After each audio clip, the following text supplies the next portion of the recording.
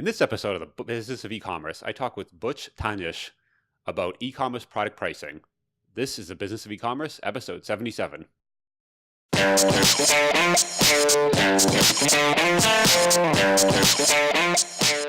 Today's episode is sponsored by Drip. Drip is the world's first e-commerce CRM and a tool that I personally use for email marketing and automation. Now, if you're ever in an e-commerce store, you need to give Drip a try, and here's why. Drip offers one-click integrations for both Shopify and Magento. There's robust segmentation, personalization, and revenue dashboards to give you an overview of how your automation emails are performing. One of my favorite features of Drip is the Visual Workflow Builder. It gives you a super easy way to build out your automation rules visually and see the entire process. It lets you get started quickly, but also build very complex automation rules. It's powerful, but also easy to learn, unlike a lot of email tools that offer the same type of automation. To get a demo of Drip today, you can go head over to drip.com/BOE. That's drip.com/BOE. Now, onto the show. Welcome to the Business of E-commerce, the show that helps e-commerce retailers start, launch, and grow the e-commerce business. I'm your host, Charles Plusky, and I'm here today with Burc Tanir. Burc is the founder and CEO of Prisync, where he helps users optimize their e-commerce product prices. I asked him on the show today to talk a bit about how you can set your product prices and optimize them against your competitors and how to best figure out what to actually price your products. So hey, Burc, how are you doing today? Yeah, I'm doing fine, Charles. What about yourself? Doing good. So first of all, how did I do pronouncing your name? I want to make sure I didn't, was I too far off there? If you give my turn, like it's Burc Tanir, but Okay. I didn't want you to put into such a difficult situation, so you did quite fine, I can tell. I appreciate that. Thank you. So yeah, we're just talking before the show about what Prisync does. And super interesting. I didn't know this actually even existed. So can you tell a bit about what you guys do over there and what you help listeners? Sure. Let me start in the most generic terms. So we, in a way, help e-commerce companies to price their products in a, let's say, optimized way. But here is how we do that. So, if you're obviously in a competitive e-commerce landscape, you need to monitor all the actions of your competitors, including their pricing decisions. So, and on top of that, you need to come up with competitive and profitable pricing decisions. So we help e-commerce retailers from all around the world to really satisfy that in an automated way. And we do this in actually 3 steps. So we initially help those e-commerce companies to automatically identify all their competitor listings. So let's say they are selling product A. So we automatically identify all the listings for this product A on, let's say, tens of e-commerce companies out there. And with that matching, let's say, landscape, we then focus on tracking all the prices of those products on those tens of different channels in an automated way with our price monitoring module. So we have an automated price monitoring for benchmarking all the prices over the competitors. And then we deliver all this, let's say, fresh and updated data in a web dashboard. We send email alerts, we send Excel reports, but also we help e-commerce companies to set algorithmic pricing rules depending on those competitor prices and also their target profit margins, so they can satisfy both profitability and competitiveness by setting rules like, for example, I want to be 1% cheaper than cheapest of my competitors, but I still want to have like 7% profit margin. So when they set such price rules, we calculate smart prices for each and every product of theirs, and then we trigger price changes in line with those newly calculated smart prices on their website. So thanks to that, they remain competitive and profitable at the same time. Okay, so you essentially have a repricer that works like for everyone, sort of thing. Because when you hear repricer, you always think Amazon. It's, a lot of folks use one there. It checks out the competitive products, but in Amazon, it's all one listing. But you're saying you kind of do something similar, but like just for everyone, right? So if I'm selling on Shopify, it can go look at my competitor sites and say they're selling it, $3 more, this guy $3 less. Where should I be? And you kind of have some rules. So didn't even know that existed, actually. That's very neat. Yeah. So when you start working with a retailer, right, what are some ways? We kind of talked actually about a blog post recently. You actually put it on the Spark Shipping blog. It was very cool on how to, price products. And you had some methods for that. So how do you actually approach product pricing? Because you see a lot of folks just, you get this list price from your supplier and you know what you pay for it. And then you have to kind of bake in some margin. But is that the right way to do it, or how do you even start with that? It's the most simplistic way to do that, let's say. Obviously, companies should always consider their costs because for example, in fast growing companies, this can be somehow neglected. So we see a lot of growing e-commerce companies that are not after profitability on day one, or maybe not in day 100. So then they just go bankrupt. But for e-commerce companies that we work with, we mostly kind of put this emphasis on costs. So they should always monitor their costs, their list prices, and then they should always care for certain profit margins. So this is called cost-based pricing, and it's simple, let's say, mathematics. So you just have a cost, and then you have a target profit margin, and then you come up with a target price, let's say. But obviously this works out in isolated markets, which doesn't exist. So nobody can say that they don't have competitors. They don't really compete on the purchase decision of their, let's say, shoppers. So because of that, only cost-based pricing doesn't really work out in real life. I mean, it might work in theory. You can calculate a new price and just set a price, but you will make no sales in case you don't consider the market. That brings us to market-based pricing, which is actually mainly focusing on your competitor prices. So wait, I just want to make sure I get that. So the first one is you call cost-based pricing, and it's essentially just correct. That raw markup, kind of the most basic calculation you could do, right? Of you take, hey, we paid $100 for this widget. We know shipping is X, Y. We know we want a margin, so let's charge 145, and that's our price. So unless you have like a general store in northern Alaska where there's no one else around and you're the only one there and everyone has to buy from you, this might not be the best choice, right? It's just because in e-commerce, there's always competitors. So this used to work 100 years ago, but now kind of there's other things, right? There's other competitors. Exactly.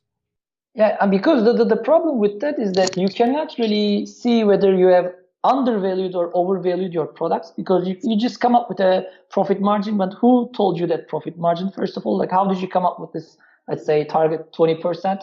Maybe it's too low, because if you are actually setting this 20%, and if you are still, when you go into the market and when you start benchmarking your prices with that 20% margin, if you notice that you are, let's say, 10%, 20% cheaper than the cheapest of your competitors, I mean, that 20% is too low, because even if you make it like 25%, you will still be the cheapest in the market.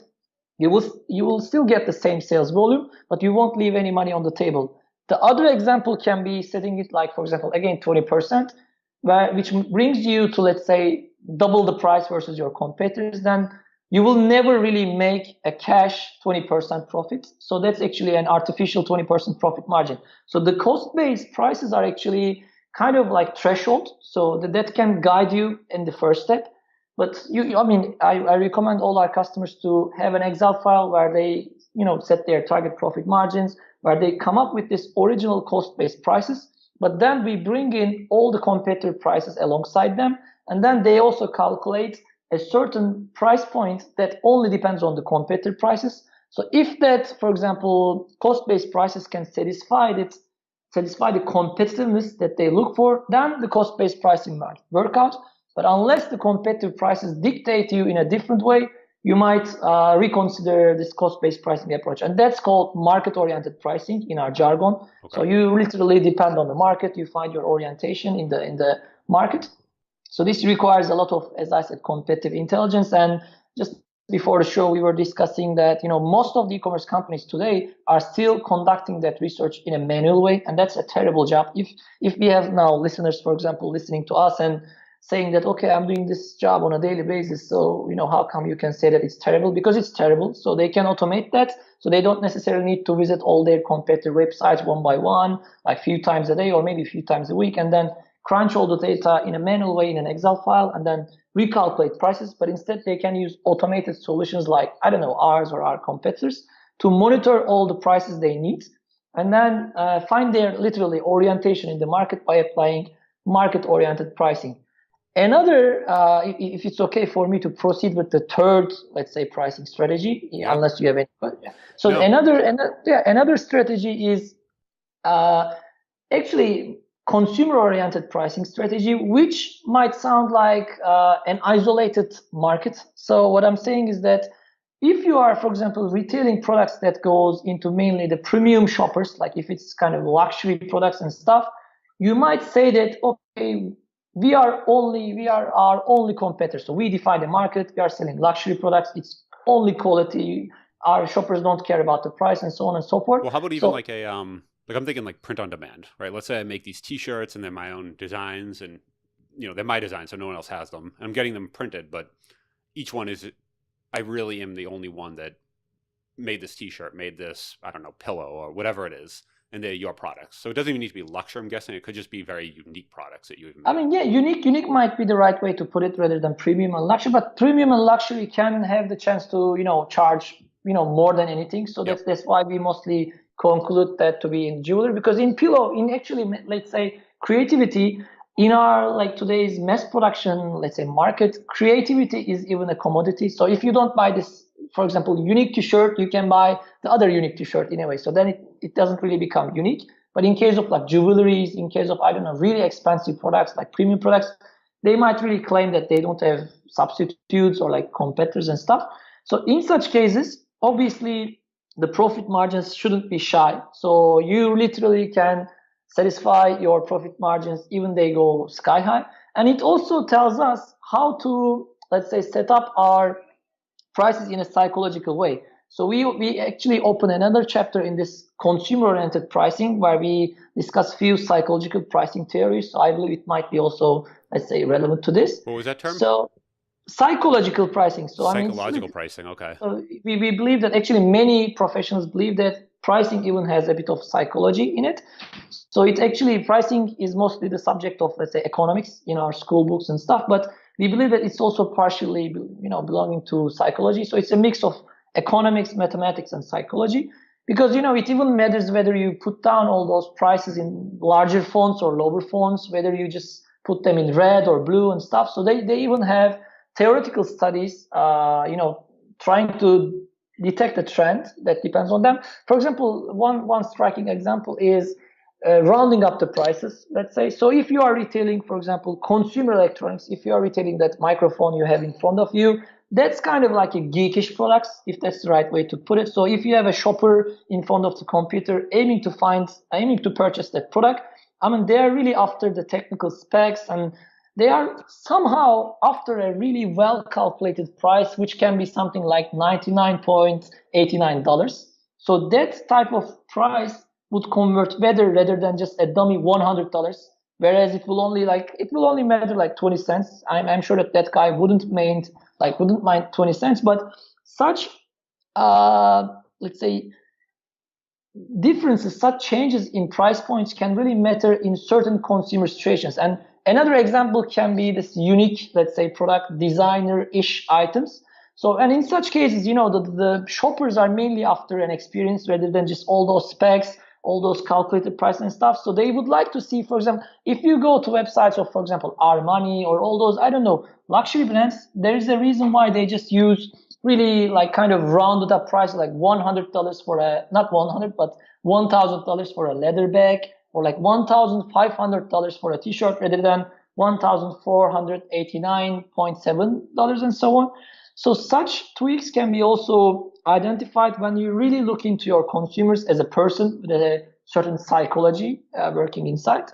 So then this level is called consumer-oriented pricing, which is still going in hand with market pricing, because the market contains the consumers, the shoppers. So the reason why we are kind of telling all those strategies together is that you should be really melting them in a single pot rather than saying, okay, I'm going to go after cost-based pricing because that's the way to go, and so on and so forth. You really need to understand all of them. You really need to kind of apply that in some way, like all of them for your products, and then you need to find a sweet spot for your products. That's what we are kind of trying to do with our product. We are aiming to satisfy the cost-based pricing by letting our users to define, let's say, target profit margins for their products. But at the same time, we tell them to set competitive price rules by like being 1% cheaper than the cheapest. And then we try to see whether all those rules can be satisfied under a certain price point. If that works out, we then set the new optimum price point accordingly. That's I think the right conclusion. Okay, so you can even mix these can be like layered on top of another, basically. Correct. You obviously start with your basic pricing, right? Because you want to have some guides. You want to just know, I need to make above X or I'm not profitable, and anything over a certain margin just becomes a little ridiculous. So you use that as kind of like your end post, right? But you mentioned setting some folks set prices at 99.9 sort of thing, and then others do the $110.71. Why would you do one versus the other? In what case? Because I think it's about like computational powers of like humans, let's say. So, a shopper that's after a designer item, like a pillow, for example, is actually maybe using the creative side of their brain. So they are not really after any cost calculation and so on. They literally want to focus only on the product. They don't really want to deal with the price. So they don't really want an additional, let's say, complexity during their purchase decisions. So they just wanted to see, okay, it's $100. It's a nice picture of the product, add to cart.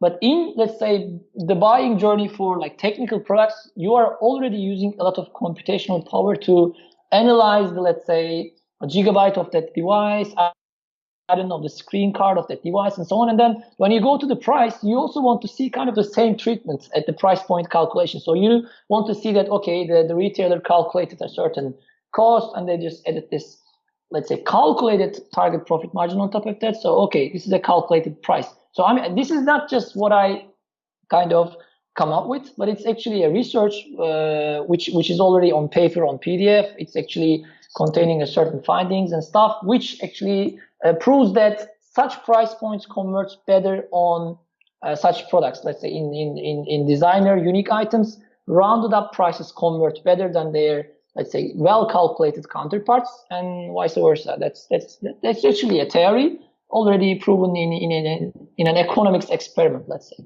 Okay, so it's more of this like right brain, left brain sort of thing, right? When you're thinking you're more like you're thinking of the more artistic side, and the pillow is just something you like visually. You can just set up 150, whatever it is, a number.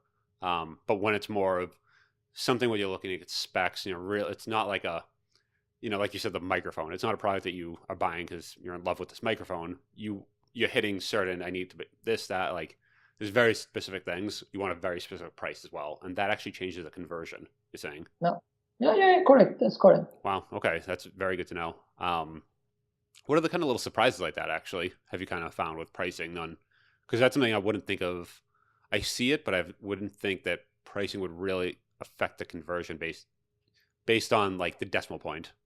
Yeah, it definitely affects the conversion because when you imagine a case when a shopper is on your website where they just opened the product page, they are looking into the product. So what would you expect them to do at the next step? So you would obviously hope them to add your product into your cart, but rather than doing that, they mostly open different tabs on their internet browser. They just look out to the competitor sites for the same products at different price points, and if they actually spot a cheaper, let's say, option on a reliable website, then they just actually bounce out from your website, and then they add the product into the cart on another website. So this dramatically decreases your conversion rates.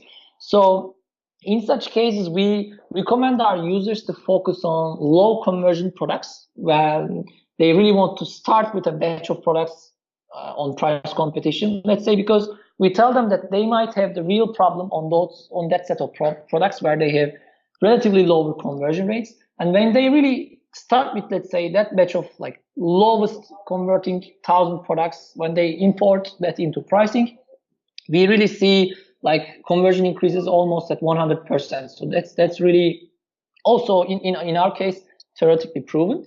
And one other thing with, let's say, competitive pricing is that it might mostly, because of all those repricer landscape in Amazon, it might mostly sound like a race to the bottom, to be clear. But we really see many cases where our users are actually mostly undervalued because they, let's say, have a nice relationship with that supplier A, so they just purchase the products at a really low, let's say, purchase price from that supplier, and they just bring them into their inventory. And when they, let's say, set a default 20% profit margin, and then they go into the market, they might somehow remain still too cheaper versus their competitors. So unless they actually benchmark their prices versus their competitors, they might feel quite relaxed that, okay, we still have 20%, so we are okay and stuff. But if they even bring that to 25%, so if they increase their profit margin for the products, they will still make the same sales volume because, because of the price elasticity, they will still hold the cheapest price position in the market, let's say. So they won't lose sales to the other like retailers. They will keep all those purchases. And let's say if that 20% to 25% jump is, let's say, $100, they will make an additional $100 out of every sale purchase. So otherwise they will be losing all that money on the table. So it's not always necessarily a race to the bottom, but the contrast can be also satisfied where we can dramatically improve target profit margins while we are still improving sales volume. So this is actually the power use case that we are, like, to be frank, selling to our customers, because they also have this kind of negative feeling of going in a race to the bottom where they will lose all their profit margins. Well, they will increase their sales, but they will get rid of the profit. So at the end of the day, they will still make less money. But we prove them the other method where they can also smartly increase their prices. And also we didn't discuss about one important part where we also monitor stock availabilities of competitors. So because stock availability is also kind of a pricing criteria, let's say, because unless you have the product in stock on your website, that price does not exist. So we sometimes detect business cases where a major competitor goes out of stock at a certain product. So this actually makes a unique and really, amazing price increase opportunity for our customers. So we also trigger such stock availability changes in our product. So we can let them know that, okay, your competitor is out of stock or in stock back again. So you can also change your prices depending on your competitor's stock availability. Yeah, that's a good one, actually. So I used to have a dropshipping business back in the day, and I would sell on Amazon and a few other places. But I just knew there was this one product, for some reason, we carried and Amazon carried. That was like the only two people for whatever reason. It was a very well-selling product, and like 2 days out of each month, Amazon will go out of stock just for like maybe 12 hours. But in those 2 days, we could double the prices and like the sales would just fly in, just go. And then Amazon will come back in stock, lower the price and compete throughout the month a little bit, but they would win most sales, obviously. And then just monitor that. And I just knew this, the second that went out of stock, we would just see like a rush of orders. So there's one particular product coming in, and just kind of having that ability to monitor it is key, right? Because everyone could have the product, but if you're the only one with it in stock, and we work with a lot of folks here that they do that kind of hybrid drop shipping where they might be going to distributors, but they might have their own internal warehouse. And just knowing, okay, the distributor went out of stock, everyone else is drop shipping went out of stock, but we still have 100 sitting here. We can now essentially charge almost anything for that product, and people will still buy it. So having that like competitive intelligence of both is really, that's key, right? Because you can make a lot more money there. So it's not just, like you said, racing down. What do you do actually? What is the correct place to set your prices? Are you trying to always be slightly under the lowest competitor, the cheapest competitor with one in stock, or is there ever a case to go above? And if it is the case to be slightly under, what happens when you have those competitors in the market that are just like off their rocker and they set the price like this, like losing price? Is it basically you just know you're gonna hit your floor, they go below your floor, and you just have to wait till they go out of business? Is that kind of the play there? Actually, that's the way Amazon tries to play in the market, but obviously it depends on your, let's say, growth appetite. I would say. I mean, if you are really after increasing your sales volume in a rocket ship, let's say, then obviously you need to be really competitive. So you should really rely on almost non-existing profit margins for a certain while. So that's what we call penetration pricing. So this is not sustainable at all. But if you really want to make your brand heard, make your actually products available in the market for like thousands of shoppers. So if you can really kind of change that strategy into a more profitable, into a more sustainable way in a certain like period of time, so let's say in 12 months, in 6 months, maybe in like 2-3 years, if you have the funding, then that makes sense. But we see that many e-commerce entrepreneurs or companies forget that sustainability part. So they just actually bring in a lot of funding in the first few years. And okay, you just demonstrate all those growth figures and stuff. But then in case you don't apply that,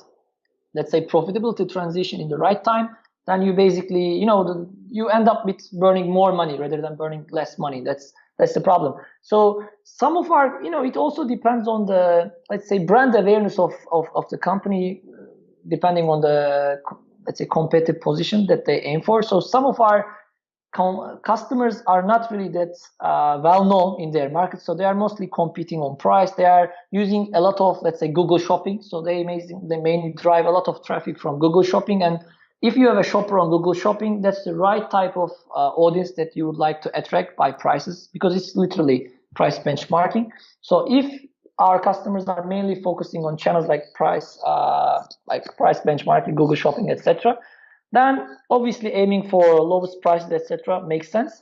But if you have actually a really loyal brand, let's say, customer base, and if you know that even if you are 10% higher than that unknown competitor of yours, your shoppers will still buy from you, then you might still aim for higher prices than the competitors. So in such cases, I think we also can be quite helpful, and we are working with many companies that are aiming such levels, because in case they don't rely on our data, in case they don't benchmark their prices versus competitors, they might also offshoot that, let's say, margin that they add on top of that lowest competitors. So they can say, okay, we have a loyal customer base, we can be more expensive and so on. But in case they cannot define that more expensive part and they just offshoot the price, they might fail to convert those customers. So even in order to find that additional price point they will add on top of the cheapest competitors, they need our data. So it really depends on your brand, to be honest, so your customer base. And also it depends on the, let's say, customer acquisition channels that you are mostly using. If you are mostly driving traffic from Google Shopping like channels, then obviously you should be aiming for cheaper prices. But if you are mostly driving traffic organically, if you have like a lot of social referrals and stuff, then it means that you have nice social following, then you can aim for higher price points. That's what I can tell. Oh, so that's a good point too. Also, that makes sense. It depends on the channel, right? Because like you said, if people just organically come to your site because you happen to, if they're searching for kitchen knives and you rank #1 organically for kitchen knives, then they're probably not shopping around as much. Or even like Instagram influencers, that sort of thing. They're buying it just because they saw it. But if you're searching on, like you said, microphones on Google Shopping, then you're seeing a list of all the microphones, all the specs, all the prices. So you need to be competitive with those other players on there, right? Mm-hmm. Yeah. I mean, even on Google Shopping, you might say that, okay, I have more reviews than my competitors, so I can still price my product 5% higher. But, even in that case, you still need a benchmark. So, as I said, even if you want to be the most expensive company in the market, you still need a benchmark, because then you should be more expensive than the, next most expensive brand. So you still need to monitor the prices to even become the most expensive in the market. So, everybody needs data, everybody needs intelligence to act whatever they want to do, actually. So it's impossible to act without data in today's, let's say, crowded e-commerce market. What do you see for people who are drop shipping, for example, where they go to a distributor and they sell the same products that 30 other people possibly have? They're selling, Black & Decker toasters or whatever, Black & Decker vacuums, whatever they sell. So there's nothing like unique about their site, and they're just putting listings in different places. What's the what's the method of attack there on pricing? Is it just to be the cheapest, or? Yeah, mostly it's to be the cheapest, and also it's mainly depending on their channel building strategy. So if you can say that, okay, if you're on Google Shopping, you need to compete on price more. And if you are actually on, let's say, Instagram, I mean, if you actually actively dictate your growing channel, you can also kind of implicitly change your pricing strategy. So we advise all those dropshippers not to rely only on price, even if, that would make more money for us. We also tell them to actually rely on more, let's say, premium channels like Instagram and stuff, where they won't be benchmarked right away versus their competitors. But, at the end of the day, they will be benchmarked, because, people are smart now, and it takes only 10 minutes to find a better deal than yours. Like just a quick Google search can end up with tens of results for the exact same product. So at the end of the day, they surely need the better prices. But we shouldn't forget that the price also consists the cost layer, just as we discussed in the beginning. So what they can really do better is actually to set their cost strategy rather than just only the price strategy. So they can negotiate better with a certain supplier by, setting up certain like quotas and stuff. So they can really negotiate for lower unit product costs to still, set the same profit margin with all those other dropshipping competitors, which will still bring them to a lower price point. So we always tell our customers when we see that their prices are higher than their competitors, that they should also discuss this problem with their purchasers, with their purchasing teams, procurement teams, rather than just simply bringing their prices down. So the first action that they should take is actually to discuss things internally before bringing their prices, let's say $5 down. So that's the same thing for dropshippers. So if they see that their competitors are really charging way lower than themselves, it means that they should literally go to the door of that supplier and show all the other competitor prices in the market and ask how did that happen. Actually, that's what I can tell. Yeah, that's a good one, because and I always tell people the same thing on, and I did the same thing actually when I was in e-commerce. Just every so often, you should go to all the suppliers and just ask for better prices. I mean, as simple as it sounds, you should just ask every, whether it's 6 months or 12 months or whatever it is. And if you're putting sales in through them, a lot of times you can actually get to a different pricing tier, and sometimes they even have defined tiers, or they're a little wishy-washy, but they do have these tiers. And usually when you're first coming in the door, you're on obviously the worst tier, and then as you expand, just keep asking and you can get on better tiers. And same deal with shipping rates and carriers. If you have negotiated rates with any of the carriers, ask again, because you can get better negotiated rates. And as you kind of bump up your sales, you're going to move into another tier, and then you're just going to bring the cost structure down. And as you do that, so that's the stuff you don't see, that reducing those back end costs allow you to be more competitive on the front end. I think everyone's thinking pricing. That's the number one, but all the other stuff to just reduce your costs, or even the other thing that I've seen a bunch of successful retailers do is after the sale, focus on that. Is there an upsell? Is there a cross sell? Is there a newsletter where maybe you actually start looking and realize the lifetime value isn't just that one sale. On average, people are going 2 or 3 sales. Then it's a whole different pricing strategy of knowing, okay, I could actually lose money in the first one and make money on an upsell. And you see this all the time with electronics, right? Someone buys the $2,000 camera or the $2,000 TV, and they sell them the super expensive HDMI cables. You would never walk into a store and buy $45 HDMI cables, but if you spent $2 or $3 grand on a TV, you might actually buy the expensive gold-plated cables, right? So they kind of do that upsell after, and make their money there. That's kind of an example of that. Yeah, I mean, if you talk about the peripherals of prices, there's also the major layer actually, which is called marketing. So because when you market your products in e-commerce, implicitly you market your price points. So when you, for example, pay CPC money on Google or Facebook for, let's say, a product ad, you make those people to click your ads. So, and if they click your ads, let's say, they just end up with this nice product picture, nice product name, and obviously a nice or not nice price point. And they will again actually search for that same product code on Google, and they will open 3 new tabs for the exact same product anyways. And if you're actually ending up with companies, shoppers that are opening up your page and then opening up your competitors tabs and then ending up with competitors, that means that you are paying CPC money for your non-competitive products.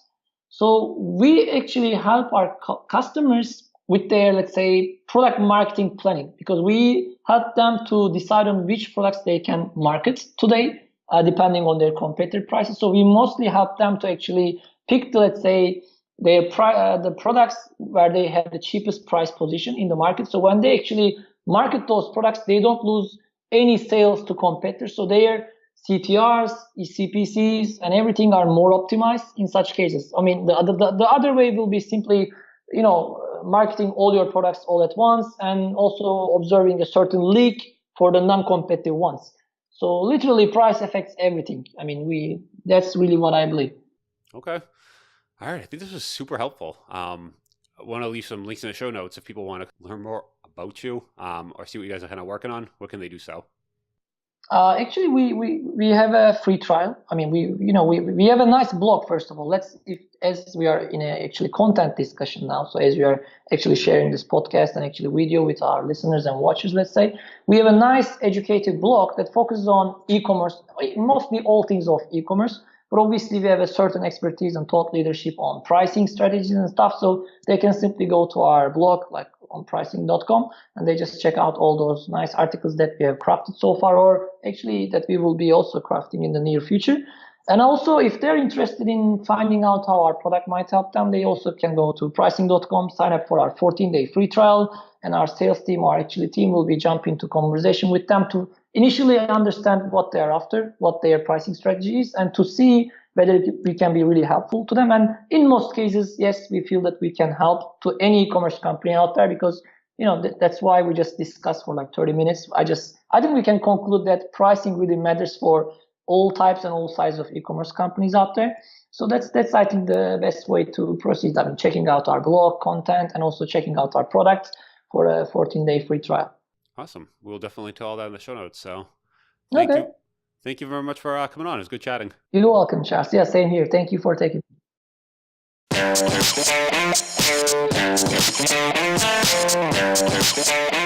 me.